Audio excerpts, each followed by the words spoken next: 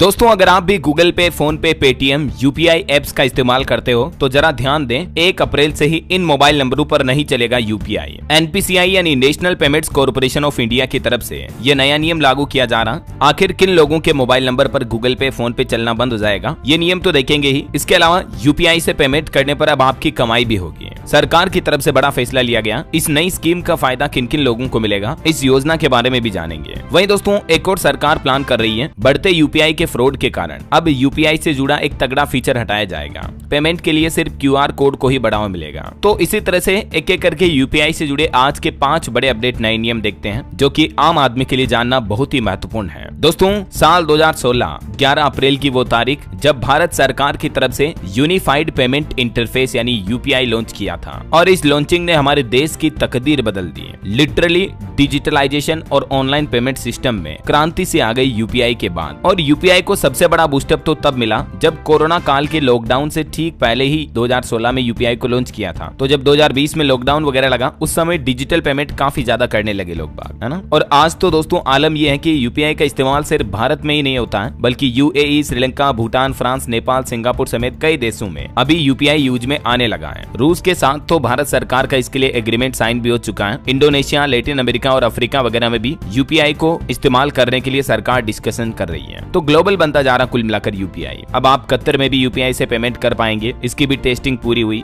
और अभी हाल ही में तो भारत की यूपीआई सेवा को सिंगापुर में तकरीबन 12,000 से भी ज्यादा व्यापारियों ने अपनाने के लिए एक डील साझेदारी की है। एनपीसीआई इंटरनेशनल और सिंगापुर की हिट पे के बीच ये साझेदारी हुई है, जिससे वहां भारतीय पर्यटकों को भी क्यूआर कोड आधारित पेमेंट की सुविधा मिलेगी। ये सब बातें तो मैं आपको इसलिए बता रहा हूँ कि आपको यूपीआई की महत्वता समझ में आए कि आज जो हमें सुविधा मिल रही है ना, किसी को भी मोबाइल नंबर यूपीआई आईडी के जरिए या क्यूआर कोड के जरिए क्विक पेमेंट कर सकते हैं अपन। ये कोई छोटी मोटी चीज नहीं है। डिजिटलाइजेशन के क्षेत्र में भारत की एक बहुत बड़ी अच्छी उपलब्धि है ना। और यही वजह है कि दिनों दिन आए दिन सरकार और ज्यादा यूपीआई को बढ़ावा देने के लिए कुछ नए नियम, कानून, नई स्कीम, नई योजनाएं वगैरह लाती रहती हैं। एक योजना स्कीम के बारे में आज सुबह मैंने आपको डीएलएस न्यूज पर बताया था कि यूपीआई ट्रांजैक्शन करने के लिए अब इंसेंटिव स्कीम को भी केंद्र सरकार ने कैबिनेट बैठक में मंजूरी दे दी है। मतलब कि दोस्तों यूपीआई से लेन देन करने पर अब प्रोत्साहन राशि भी मिलेगी। अब समझिए किसको और कितनी राशि मिलेगी। तो यूपीआई इंसेंटिव स्कीम को सरकार ने 1 साल तक के लिए बढ़ा दिया है, और इसके तहत अगर कोई कारोबारी, व्यापारी, दुकानदार 2,000 रुपए या इससे ज्यादा का ट्रांजैक्शन ग्राहक से यूपीआई पेमेंट के जरिए लेता है तो दुकानदार को 3 रुपए अलग से मिलेंगे। जैसे मतलब कैशबैक, रिवार्ड ऑफर वगैरह हो गई है, समझ रहे हो। और इस योजना के लिए भी सरकार 1500 करोड़ रुपए खर्च करेगी। केंद्र सरकार की तरफ से कल ही कैबिनेट बैठक में यूपीआई को प्रमोट करने के लिए इंसेंटिव स्कीम को 1 साल तक के लिए बढ़ा दिया है। अब ये स्कीम 31 मार्च 2026 तक जारी रहेगी। केंद्रीय आईटी मंत्री अश्विनी वैष्णव ने बताया कि इस स्कीम में रुपे डेबिट कार्ड और भीम यूपीआई के जरिए 2,000 रुपए तक के person to merchant P2M transaction करने पर छोटे दुकानदारों को भी 0.15% इंसेंटिव मिलेगा, है ना। तो पहला तो अच्छा फैसला यूपीआई की तरफ से सरकार द्वारा ये लिया गया। उदाहरण से भी आप समझ सकते हैं कि कैसे दुकानदारों को इस इंसेंटिव का बेनिफिट मिलेगा। सरकार ने टारगेट बनाया है इस साल 2025-26 में यूपीआई ट्रांजैक्शन के आंकड़ों को बढ़ाकर 20,000 करोड़ ट्रांजैक्शन तक पहुंचाना है, ठीक है। और इसके अलावा देखिए आप यूपीआई ट्रांजैक्शन के नियमों में एक और बड़ा बदलाव ये लागू होने जा रहा। 1 अप्रैल से ही आपके वॉलेट पर भी असर पड़ेगा, क्योंकि एनपीसीआई यानी national payments corporation of India की तरफ से निर्देश जारी किया गया सभी बैंकों को।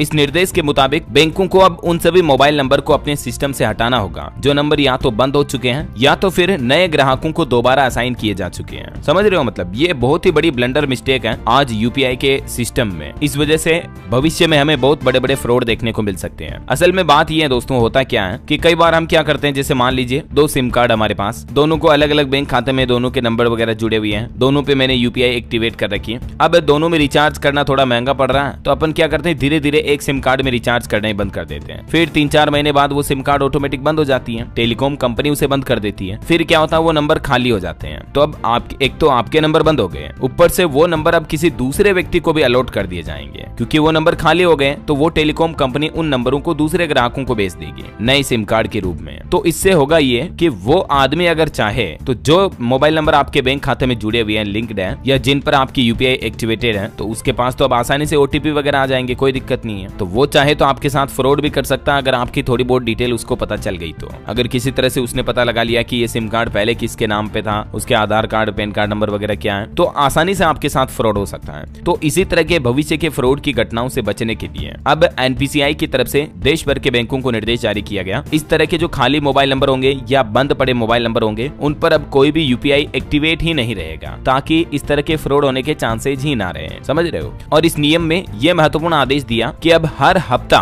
मोबाइल नंबर का डेटा अपडेट होगा कि कौन से नंबर खाली हुए हैं, कौन से सिम कार्ड बंद हो चुके हैं, उन पर कहीं कोई यूपीआई एक्टिवेट तो नहीं था या उन पर कहीं कोई मोबाइल नंबर बैंक में लिंक तो नहीं थे। तो जो सिम कार्ड बंद हो चुके हैं उन नंबरों को बैंक खातों से भी डी लिंक किया जाएगा, यानी हटाया जाएगा, ताकि उन मोबाइल नंबर के जरिए किसी के बैंक खाते से पैसे वगैरह नहीं निकाल लिए जाए, समझ रहे हो। तो हर हफ्ता ये डेटा अपडेट होगा और इसके लिए बाकायदा बैंकों को टेलीकॉम कंपनियों का भी सहारा लेना पड़ेगा। तो इसमें एयरटेल, वोडाफोन आइडिया, जियो वगैरह सभी की भूमिका भागीदारी होगी इस सिस्टम को सेफ और सिक्योर बनाने के लिए, है ना। चलिए अगला एक और बड़ा महत्वपूर्ण अपडेट देखिए आप। यूपीआई में पुल ट्रांजैक्शन को भी बंद करने की प्लान कर रही है सरकार और एनपीसीआई। भारतीय राष्ट्रीय भुगतान निगम अब डिजिटल फ्रॉड को रोकने के लिए ये एक और फैसला ले सकता है, क्योंकि आए दिन फ्रॉड के मामले जो देखने को मिलते रहते हैं, इसीलिए यूपीआई का ये तगड़ा फीचर हटाया जा सकता है। पेमेंट के लिए क्यूआर कोड को बढ़ावा देगी सरकार। अब आप सोच रहे होंगे कि यार ये पुल ट्रांजैक्शन क्या होता है, तो समझिए, जब कोई व्यापारी अपने ग्राहकों को भुगतान का अनुरोध भेजता है तो उस स्थिति को पुल ट्रांजैक्शन कहा जाता है। और इस तरह के अनुरोध में भुगतान की जाने वाली राशि पहले से ही शामिल होती है। मतलब समझ रहे हो, आपको कई बार फोन पे, पेटीएम वगैरह पर ये नोटिफिकेशन आते हैं कि पे 4,500 रुपए, पे 1,700 रुपए, पे 2,000 रुपए, पहले से ही सामने वाले का नोटिफिकेशन आ जाता है। फिर आपको अमाउंट डालने की जरूरत नहीं पड़ती है, फिर डायरेक्टली आपको अपना यूपीआई पिन नंबर डालना है और वो ट्रांजैक्शन कंप्लीट हो जाता है, क्योंकि पैसा या तो दुकानदार ने ऑलरेडी भर के आपको दिया है। लेकिन इस तरह के सुविधा से आए दिन लोगों के साथ ऐसे फ्रॉड हो रहे हैं। पर्सनली बताऊं दोस्तों तो मुझे खुद इस तरह के कॉल आए हुए हैं जिसमें लोगों को ये फंसाया जाता है कि आपके खाते में इतने रुपए जमा हो जाएंगे, आप अपना पिन डाल दो। अब लोगों को मैसेज आता है कि यार पे 3,000 रुपए, तो हाँ यार इसका मतलब ये तो आपके खाते में पे हो जाएंगे, तो हमारे खाते में जमा होंगे दिखते हैं। तो क्या करते हैं लोग बाग, तुरंत से पिन डाल देते हैं। अब इससे होता क्या, जो सामने वाले ने आपको ट्रांजैक्शन रिक्वेस्ट भेजी थी जिसे पुल ट्रांजैक्शन कहा जाता है, वो ट्रांजैक्शन कंप्लीट हो गया जैसे आपने पिन डाला तो, और वो जो 3,000 रुपए जो आप सोच रहे थे कि वो आपके खाते में जमा होंगे, उल्टे आपके खाते से निकलकर सामने वाले पुल ट्रांजैक्शन की रिक्वेस्ट वाले बंदे के पास चले जाते हैं। फिर चाहे वो ऑनलाइन शॉपिंग की रिक्वेस्ट हो या कई अन्य तरह की रिक्वेस्ट हो सकती है। तो इस तरह के फीचर को भी या तो बंद किया जाएगा या इसे ज्यादा सिक्योर करने के लिए कुछ नए प्लान किए जा रहे हैं, ठीक है।